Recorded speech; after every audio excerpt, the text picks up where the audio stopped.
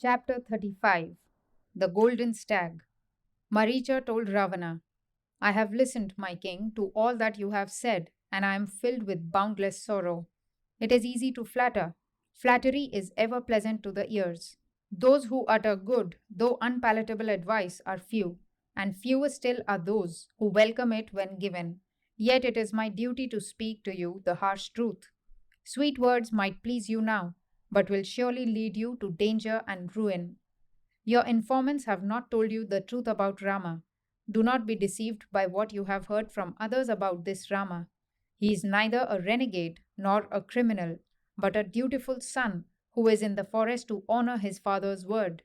Far from being a weakling or coward, he is a mighty warrior, whose equal in arms does not exist. Do not make him your implacable enemy and bring ruin on your people and your kingdom. From what you are bent upon, it looks as though Sita was born only to compass your ruin. The race of Rakshasas and Lanka itself will soon be destroyed on your account. Who is the enemy that has put this disastrous thought into your head? Who has given you this bad advice to take you, your kingdom, and your race to danger and destruction? Who told you that he was a lover of pleasure and falsehood? Rama is the embodiment of Dharma. He employs his strength and courage in the service of Dharma.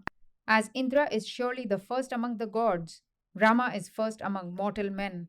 How dare you, how could you cast longing eyes on Sita? Will Sita ever yield to you? Take her from Rama indeed.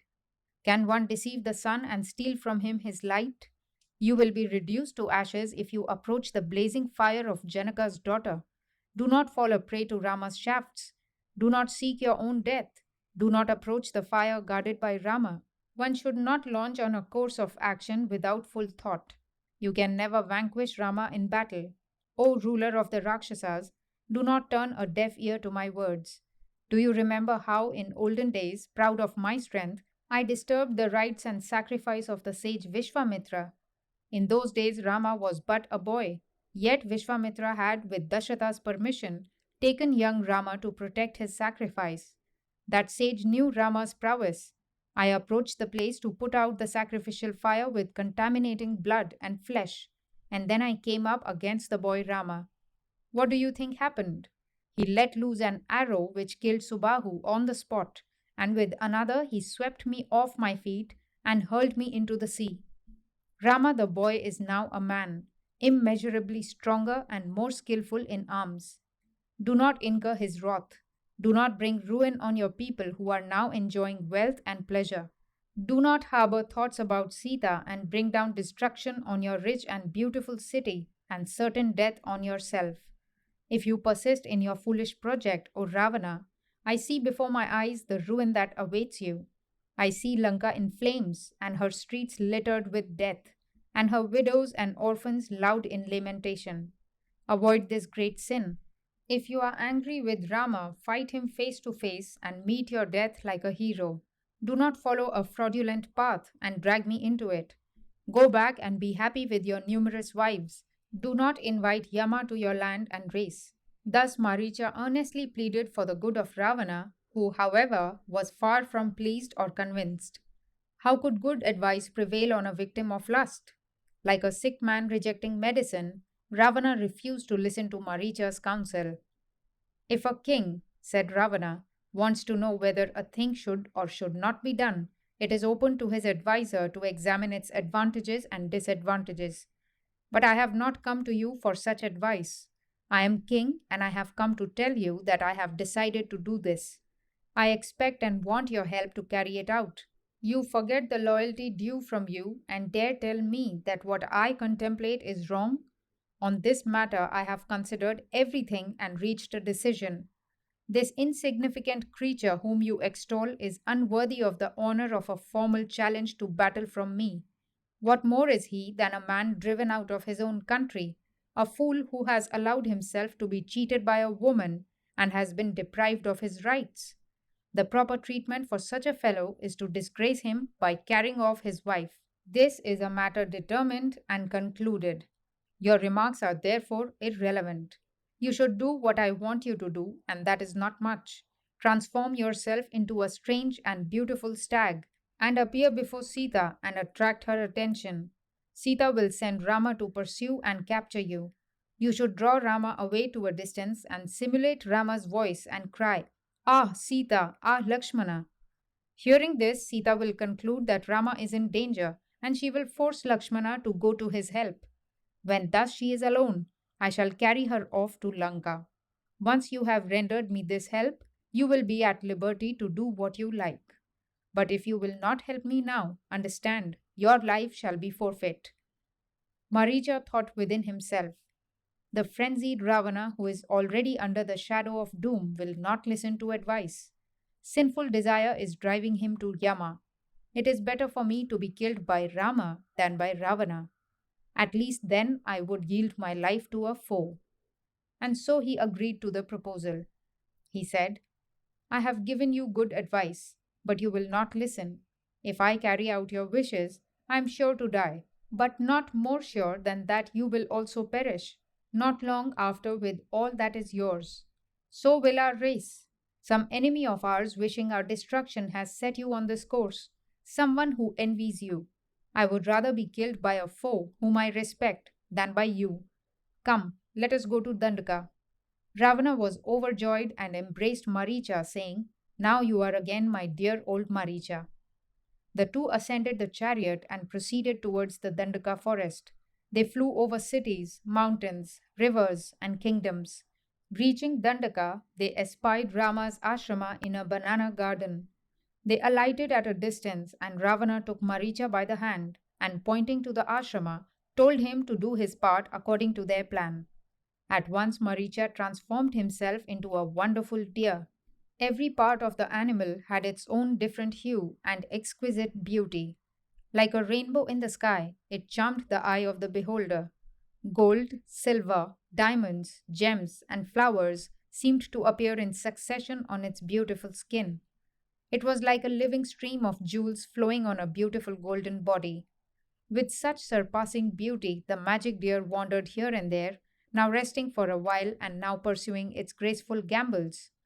It would sometimes bend and nibble the grass on the ground, again lift its head up to eat the tender leaves of plants, sometimes walk slowly near the ashrama and again jump away and disappear and reappear at a distance. Sometimes it would join a herd of deer, then it would part from it and walk alone. The other deer would smell him and move away in sudden terror. Sita, who was then gathering flowers in the forest, looked at the stag and stared spellbound at its wondrous beauty. The deer too stared back at her and ran here and there in front of her, shedding a new beauty on the landscape. Do come and look, do come and look, cried Sita, eager that Rama and Lakshmana too should see that wonderful stag. Come quickly, quickly, she cried.